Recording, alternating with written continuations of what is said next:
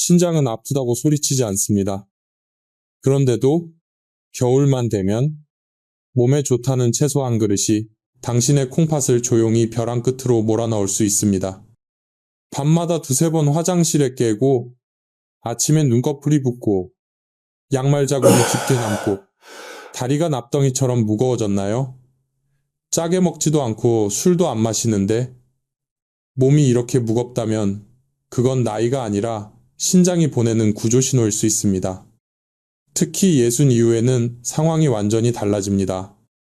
젊을 땐 보약이던 겨울 채소와 뜨끈한 국물이 노화된 신장에는 칼륨과 인, 나트륨이 농축된 폭탄이 될 수 있습니다. 문제는 무엇을 먹느냐보다 어떻게 먹느냐입니다. 같은 채소도 조리법 하나가 신장을 살리고 또 하나가 신장을 망칩니다.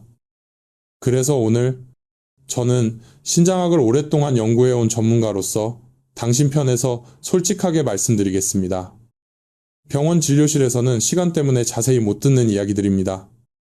지금부터 60대 이후 겨울철에 특히 조심해야 할 채소 5가지, 그리고 반대로 지친 신장을 덜 힘들게 하는 5가지, 마지막으로 신장을 살리는 3가지 조리법까지 아주 구체적으로 알려드릴 겁니다. 부탁 하나만 하겠습니다. 지금 이 영상 절대 끄지 마세요. 끝까지 보시면 오늘 저녁부터 무엇을 버리고 무엇을 바꿔야 하는지가 딱 정리됩니다. 내용이 도움이 된다면 자연스럽게 구독과 좋아요로 남겨두세요. 당신의 클릭 하나가 다음 영상에서 더 중요한 생명 정보를 놓치지 않게 해줍니다. 그럼 왜 겨울에, 특히 예순 이후에는 똑같은 채소가 약이 아니라 독이 되는지부터 정확히 짚고 넘어가겠습니다. 당신의 신장은 젊을 때처럼 알아서 다 처리해주는 정수기가 아닙니다. 예순이 넘으면 사구체 역과율이 자연스럽게 떨어지고 콩팥 속 미세혈관도 탄력이 줄어듭니다. 그런데 겨울이 되면 어떤 일이 벌어질까요? 찬바람이 불면 몸은 체온을 지키려고 혈관을 본능적으로 쪼그라뜨립니다. 수도관이 추위에 수축하듯 혈관이 좁아지면 혈압은 올라가고 신장으로 들어가는 혈액량은 줄어듭니다. 즉, 겨울에는 신장이 일하기 가장 불리한 환경에 놓입니다. 바로 이때 많은 분들이 몸을 녹이겠다고 뜨끈한 국물, 구수한 나물, 진한 보양식을 매일 드십니다. 문제는 그 음식들이 칼륨, 인, 나트륨 같은 성분을 생각보다 많이 품고 있다는 점입니다. 젊은 신장은 이런 성분을 소변으로 시원하게 내보내지만 노화된 신장은 그 속도가 느리고 한계가 뚜렷합니다. 게다가 채소를 말리거나 푹 끓이면 수분은 날아가고 성분은 농축됩니다. 겉으로는 양이 줄었네, 더 많이 먹어야지 싶지만 실제로는 한 숟갈에 들어있는 칼륨과 인의 밀도가 몇 배로 올라가는 겁니다. 그래서 같은 시래기국이라도 20살에는 괜찮아도 예순 이후에는 몸이 먼저 무너질 수 있습니다. 여기서 중요한 질문 하나 드리겠습니다.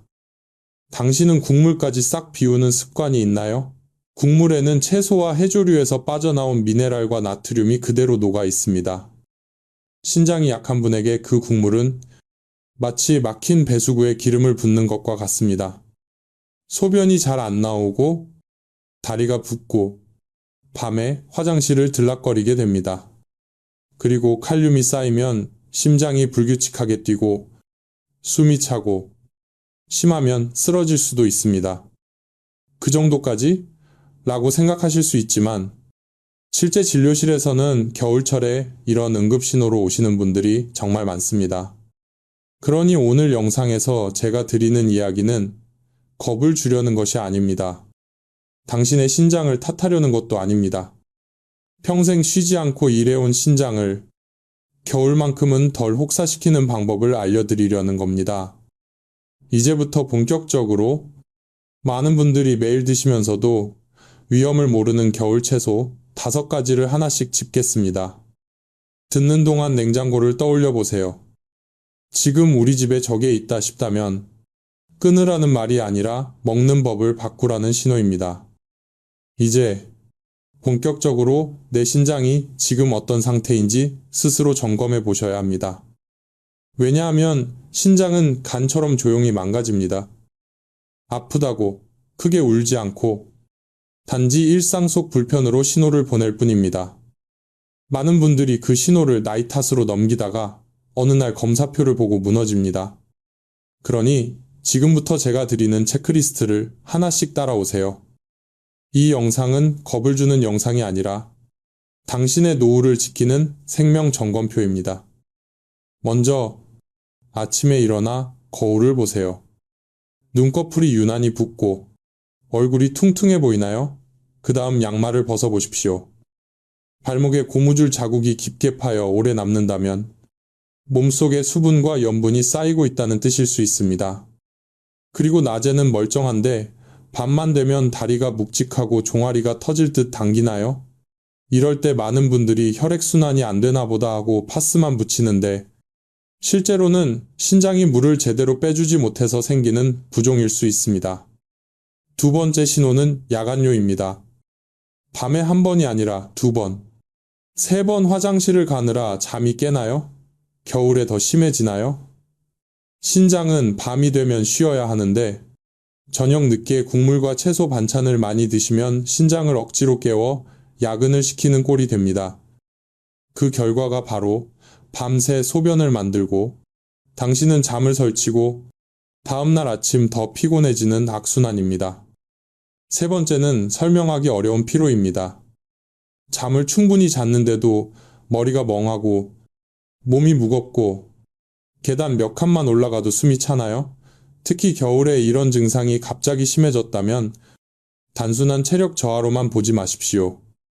신장은 혈압과 전해질 균형을 잡는 기관입니다. 신장 기능이 떨어지면 몸속 노폐물과 전해질이 흐트러져 피로, 두통, 집중력, 저하 근육 경련까지 동반될 수 있습니다. 여기서 아주 중요한 경고를 하나 드리겠습니다. 손발이 저리거나 근육이 힘이 빠지고 가슴이 두근거리거나 맥박이 툭툭 끊기는 느낌이 든다면 이것은 단순한 스트레스가 아니라 칼륨 문제일 수도 있습니다. 칼륨이 몸에 쌓이면 심장 박동이 불규칙해지고 심하면 실신이나 응급 상황으로 이어질 수 있습니다. 저는 진료실에서 괜찮겠지 하고 버티다 겨울밤에 응급실로 실려오신 분들을 수도 없이 봤습니다. 그러니 오늘 영상의 내용은 정보가 아니라 예방입니다. 자, 이제 당신이 어떤 위험군인지 확인해 봅시다. 첫째, 고혈압이나 당뇨가 있다. 둘째, 예전에 신장 수치가 조금 떨어졌다는 말을 들은 적이 있다. 셋째, 겨울만 되면 시래기국, 미역국, 묵은지, 사골국, 녹즙 같은 음식을 자주 먹는다.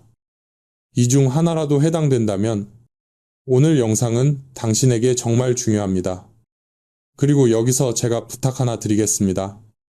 방금 제가 말한 증상들, 부종, 야간뇨, 이유 없는 피로 중에서 나도 있다 싶은 것이 하나라도 있다면 댓글에 숫자 3을 남겨주세요. 당신이 혼자가 아니라는 것을 제가 확인하고 다음 영상에서 어떤 부분을 더 자세히 풀어야 할지 방향을 잡는 데도 큰 도움이 됩니다. 자, 그럼 이제부터 진짜 핵심으로 들어갑니다. 많은 어르신들이 건강을 위해 매일 드시지만 겨울철에는 특히 조심해야 하는 신부전을 부르는 채소 5가지. 첫 번째부터 말씀드리겠습니다. 이제부터는 정말로 이름을 콕 찍어서 말씀드리겠습니다. 많은 어르신들이 건강을 위해 매일 드시지만 겨울철에는 특히 신장을 혹사시킬 수 있는 5가지입니다. 다시 강조하지만 제가 지금부터 드리는 말은 절대 먹지 마라가 아닙니다. 먹는 양, 먹는 빈도, 그리고 조리법을 바꾸라는 경고입니다. 그 차이가 신장을 살리기도 하고 신부전의 문턱으로 밀어넣기도 합니다. 첫 번째, 시래기입니다. 시래기는 겨울철 비타민과 섬유질을 보충하는 대표 반찬이라서 좋은 음식이라는 이미지가 강합니다. 문제는 시래기가 나쁜 게 아니라 말리는 과정에서 수분이 빠져나가고 칼륨과 인 같은 미네랄이 응축된다는 점입니다. 생채소일 때는 한 그릇 먹어도 부담이 덜하지만 말린 시래기국은 같은 양을 먹어도 신장에게는 몇 배 더 무거운 짐이 됩니다. 특히 시래기를 푹 끓여 국물까지 마시면 빠져나온 미네랄이 고스란히 몸 안으로 들어옵니다. 신장이 약한 분에게 이건 건강식이 아니라 농축된 필터 부담입니다. 두 번째는 케일이나 시금치로 만든 녹즙입니다. 아침 공복에 해독한다며 차가운 녹즙을 한 잔씩 드시는 분들이 많습니다. 그런데 신장 기능이 떨어진 분에게 녹즙은 해독이 아니라 가속입니다. 믹서로 갈면 단단한 세포벽이 깨지고 그 안에 갇혀있던 칼륨이 액체로 한꺼번에 풀려 나옵니다. 씹어 먹을 때는 위와 장을 거치며 천천히 흡수되지만 액체는 흡수 속도가 빠릅니다. 겨울에 차가운 성질의 음료가 들어오면 위장과 신장, 주변 혈관이 더 수축할 수 있어 이미 불리한 겨울 신장에 추가 악조건을 얻는 꼴이 됩니다. 나는 건강하니까 괜찮다는 확신이 가장 위험합니다. 세 번째는 묵은지입니다. 묵은지는 겨울 밥상에서 빠질 수 없고 씻어 먹으면 괜찮다라고 믿는 분들이 많습니다. 하지만 묵은지의 가장 큰 문제는 나트륨입니다. 나트륨은 혈압을 올리고 신장 속 미세혈관에 압력을 걸어 필터를 더 빨리 닳게 만듭니다. 더군다나 묵은지 특유의 짠맛은 밥을 더 먹게 하고 국물까지 곁들이게 해서 전체 염분 섭취량을 끌어올립니다. 신장은 소금과 싸우느라 밤새 지치고 그 결과가 부종과 야간뇨로 나타날 수 있습니다. 김치가 문제냐가 아니라 묵은지의 염분과 빈도가 문제입니다. 네 번째, 미역국입니다. 미역국은 산모에게 좋다는 인식이 강해서 어르신들도 피맑게 한다며 국물까지 싹 비우시는 경우가 많습니다. 하지만 미역에는 요오드와 칼륨이 들어있고 무엇보다 국물에 그 성분들이 우러납니다. 신장이 약한 분이 매일 국물까지 마시면 필터에 찌꺼기가 쌓이듯 부담이 누적될 수 있습니다. 미역국을 무조건 끊으라는 말이 아닙니다. 문제는 매일과 국물까지입니다. 그 습관만 바꿔도 결과가 달라집니다. 마지막 다섯 번째는 사골국이나 진한 고기 국물입니다. 겨울에 몸을 따뜻하게 하고 뼈를 튼튼하게 하려고 곰탕, 사골국을 드시죠. 그런데 신장 기능이 떨어진 분에게는 역설적으로 뼈에도 좋지 않을 수 있습니다. 진한 국물에는 인이 들어있는데 신장이 약해지면 인을 충분히 배출하지 못하고 몸에 쌓입니다. 쌓인 인은 칼슘 균형을 흔들고 혈관과 조직에 딱딱한 찌꺼기처럼 남을 수 있습니다. 혈관이 굳으면 신장으로 가는 혈류가 줄어들고 결국 신장 기능이 더 빨리 떨어지는 악순환이 시작됩니다. 조상들은 다 먹고 살았다는 말은 맞지만 그때와 지금은 수명과 신장 사용 연수가 다릅니다. 지금 우리는 80, 90까지 살기에 그만큼 신장을 오래 쓰는 전략이 필요합니다. 자, 여기까지 들으셨다면 당신의 식탁이 눈앞에 그려질 겁니다. 시래기국, 녹즙, 묵은지, 미역국, 사골국. 혹시 이 중 두세 가지가 매일 반복되고 있나요? 그렇다면 겁먹을 필요는 없습니다. 지금부터가 더 중요합니다. 같은 재료라도 조리법을 바꾸면 독이 아니라 약이 됩니다. 다음 파트에서 제가 30년 동안 환자들을 보며 정리한 신장을 살리는 세 가지 원칙을 정확하게 알려드리겠습니다. 이제부터가 핵심입니다. 앞에서 말씀드린 5가지가 나쁘다는 결론만 남기고 끝내면 당신은 결국 2가지 극단으로 갑니다. 하나는 그럼 아무것도 못 먹겠네 하고 포기해버리는 것이고 다른 하나는 나는 괜찮겠지 하고 계속 프레처럼 드시는 겁니다. 둘 다 위험합니다. 진짜 답은 재료를 없애는 것이 아니라 신장이 버틸 수 있게 조리법을 바꾸는 것입니다. 저는 이걸 신장식단의 조리법이라고 부릅니다. 같은 채소도, 같은 국물도 조리법 하나로 독이 되기도 하고 약이 되기도 합니다. 첫 번째 원칙, 끓는 물에 충분히 데치고 그 물은 과감히 버리십시오. 이것이 신장식단의 제일 중요한 10계명입니다. 왜냐하면 우리가 채소에서 가장 조심해야 하는 성분이 바로 칼륨과 옥살산인데 이 두 성분은 물에 잘 녹는 수용성 성질을 가지고 있기 때문입니다. 즉, 채소를 끓는 물에 데치면 칼륨과 옥살산의 일부가 물로 빠져나옵니다. 그래서 데친 채소는 훨씬 가벼워집니다. 연구들에서도 채소를 데치는 것만으로 칼륨이 의미 있게 줄어든다고 보고합니다. 그런데 여기서 절대 놓치면 안 되는 포인트가 있습니다. 그 데친 물을 절대 드시면 안 됩니다. 겨울에 비타민이 우러났다며 그 물로 국을 끓이거나 밥을 짓는 분들이 계십니다. 하지만 신장이 약한 분에게 그 물은 마치 빨래를 하고 난 더러운 물을 다시 마시는 것과 같습니다. 반드시 채소만 건져내고 물은 미련 없이 하수구로 보내세요. 가능하다면 건져낸 채소를 찬물에 한 번 더 헹궈주면 남아있는 미네랄까지 더 줄일 수 있습니다. 두 번째 원칙, 절대로 갈아 마시지 말고 반드시 씹어 드십시오. 녹즙이나 해독 주스가 왜 위험하냐고요? 채소를 갈면 세포벽이 파괴되고 그 안에 갇혀있던 칼륨이 한꺼번에 밖으로 쏟아져 나옵니다. 거기에 액체는 흡수가 너무 빠릅니다. 혈액 속으로 칼륨이 한꺼번에 들어오면 신장이 감당할 틈이 없습니다. 반대로 씹어 먹으면 침 속의 효소가 소화를 돕고 위와 장을 거치면서 영양이 천천히 흡수됩니다. 즉, 신장에 들어오는 부담이 분산됩니다. 저는 환자분들께 이렇게 비유합니다. 믹서기는 엘리베이터로 한꺼번에 사람을 몰아넣는 것이고 씹는 것은 계단으로 천천히 나눠 올리는 것이다. 신장이 약한 분에게는 천천히가 생명입니다.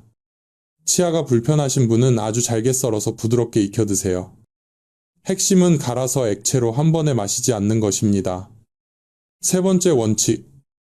채소는 해가 떠 있는 낮에, 저녁에는 최소화하십시오. 이 원칙 하나만 지켜도 야간료가 크게 줄어드는 분들이 많습니다. 신장은 낮 동안 활동량이 많고 밤이 되면 휴식 모드로 들어갑니다. 그런데 늦은 저녁에 국물과 수분 많은 채소를 잔뜩 드시면 자야 할 신장을 깨워서 밤새 소변을 만들게 합니다. 당신은 화장실을 들락거리며 잠이 깨고 다음날 더 피곤해지고 또 저녁에 단 음식이나 국물을 찾는 악순환이 생깁니다. 그래서 채소 반찬은 점심에 충분히 드시고 저녁은 이른 시간에 그리고 양을 줄여서 드셔야 합니다. 특히 애호박, 무처럼 수분이 많은 채소는 점심에 드시는 것이 훨씬 안전합니다. 여기서 제가 현실적인 한 가지 규칙을 더 드리겠습니다. 한 끼 채소 양은 2주먹 크기 안쪽으로 잡으세요. 채소는 많이 먹을수록 좋다는 믿음이 20대에는 맞았을지 몰라도 60대 이후에는 틀릴 수 있습니다. 당신의 신장은 예전과 다릅니다. 그리고 국물에 대해서도 단 하나만 기억하세요. 국물은 맛만 보고 남기는 것이 신장을 살립니다. 특히 시래기국, 미역국, 사골국처럼 우러나는 국물은 더 그렇습니다. 자, 지금까지 4가지를 들으셨습니다. 데쳐서 물 버리기, 갈아 마시지 않기, 낮에 먹고 저녁 줄이기, 그리고 양 조절과 국물 남기기. 이 원칙들을 지키면 앞에서 말한 위험한 5가지도 전부가 적이 되지 않습니다. 이제부터는 반대로 겨울철에 굳어있는 혈관과 지친 신장을 부드럽게 풀어주고 몸이 먼저 가벼워지는 착한 채소 5가지를 공개하겠습니다. 이 5가지는 값비싼 보약이 아니라 오늘 당장 시장에서 살 수 있는 재료들입니다. 이제부터는 겁주는 목록이 아니라 당신이 오늘 당장 장바구니에 담아도 되는 착한 채소 5가지를 말씀드리겠습니다. 앞에서 배운 조리법 데치고 물 버리기, 갈아 마시지 않기, 낮에 먹고 저녁 줄이기, 이 3가지만 함께 적용하면 이 채소들은 겨울철 굳어있는 몸을 부드럽게 풀어주고 신장에 가는 부담을 확 줄여줍니다. 저는 진료실에서 늘 이렇게 말합니다. 신장을 살리는 것은 특별한 약이 아니라 매일 밥상에서 반복되는 작은 선택이다. 첫 번째는 겨울무입니다. 옛말에 겨울무는 인삼보다 낫다는 말이 있을 정도로 무는 소화와 해독을 돕는 대표 식재료입니다. 신장이 힘들어하는 것 중 하나가 소화되지 못한 찌꺼기를 처리하는 일인데 무에 들어있는 효소 성분이 탄수화물과 단백질 분해를 도와주면 그만큼 신장이 처리해야 할 노폐물의 양이 줄어듭니다. 저는 특히 겨울철에는 무를 생으로 많이 먹기보다는 푹 익혀서 드시라고 권합니다. 얇게 썰어 살짝 데친 무를 들깨가루와 함께 부드럽게 끓이면 속이 편안해지고 국물은 많이 마시지 말고 건더기 위주로 드시면 됩니다. 두 번째는 애호박입니다. 애호박은 수분이 많아서 이뇨작용을 돕고 다른 잎채소에 비해 상대적으로 부담이 적은 편입니다. 물론 신장 기능이 많이 떨어진 분들은 수분 자체도 조절해야 하니 양을 과하게 늘리면 안 됩니다. 하지만 일반적으로 겨울철 반찬으로 애호박을 얇게 썰어 살짝 볶거나 끓는 물에 잠깐 데쳐서 무쳐 먹으면 속이 부담스럽지 않습니다. 간은 강하게 하지 마세요. 소금 대신 파, 마늘, 참기름으로 향을 살리면 충분히 맛있습니다. 세 번째는 가지입니다. 가지의 보라색은 단순히 예쁜 색이 아니라 미세 혈관을 보호하는 데 도움이 되는 성분을 품고 있습니다. 신장은 수많은 모세혈관 덩어리이기 때문에 혈관을 지키는 것이 곧 신장을 지키는 길입니다. 중요한 건 조리법입니다. 가지는 찜기에 쪄서 찢은 뒤 마늘, 파, 참기름으로 가볍게 무쳐 드시면 좋습니다. 그리고 다시 한번 강조하지만 가지를 말려서 차로 드시는 분들이 계신데 신장이 약하신 분들은 말린 채소는 농축 위험이 있으니 피하시고 반드시 촉촉한 상태로 드세요. 네 번째는 얼갈이 배추입니다. 많은 분들이 배추는 섬유질이 억세서 부담스럽지 않나 하고 묻는데 얼갈이 배추는 비교적 부드러운 편이라 장에 무리를 덜 주면서도 대변 배출을 도와줍니다. 장이 잘 움직이면 신장이 처리해야 할 독소 부담이 줄어듭니다. 방법은 간단합니다. 끓는 물에 살짝 데친 뒤 물을 버리고 된장을 아주 연하게 풀어 국을 끓이되 국물은 많이 마시지 말고 건더기 위주로 드세요. 이렇게만 해도 겨울철 속이 편해지는 분들이 많습니다. 마지막 다섯 번째는 깻잎입니다. 깻잎의 향성분은 입맛을 살려주고 나이 들수록 잦아지는 요로 불편감을 줄이는데도 도움을 줄 수 있습니다. 다만 중요한 주의가 있습니다. 혈액응고 억제제. 특히 와파린을 드시는 분들은 비타민 K가 많은 녹색 채소 섭취량을 갑자기 확 늘리면 약효에 영향을 줄 수 있습니다. 이런 분들은 먹지 마라가 아니라 매일 일정량을 꾸준히 드시고 담당 의사와 상의하는 것이 안전합니다. 깻잎은 생으로 쌈을 싸 드시는 것보다 신장이 예민한 분들은 살짝 쪄서 드시면 훨씬 부담이 적습니다. 자, 정리해 드리겠습니다. 겨울무, 애호박, 가지, 얼갈이 배추, 깻잎. 이 5가지는 비싸지 않고 구하기도 쉽습니다. 하지만 효과를 가르는 것은 재료가 아니라 조리법입니다. 데치고 물 버리기, 씹어 먹기, 낮에 먹고 저녁 줄이기. 이 3가지만 지키면 당신의 겨울 식탁은 독상이 아니라 약상으로 바뀝니다. 그리고 다음 파트에서는 실제로 이 원칙을 적용해서 한 달도 아니고 몇 주 만에 부종과 야간료가 달라진 분의 이야기를 들려드리며 절대로 잊으면 안 되는 마지막 주의사항까지 짚어드리겠습니다. 이제 마지막으로 이 원칙들이 말이 아니라 결과로 이어진다는 것을 한 사례로 정리해 드리겠습니다. 앞에서 이야기했던 이정식 어르신은 겨울만 되면 시래기국과 미역국, 묵은지, 사골국을 보약이라 믿고 국물까지 남김없이 드셨습니다.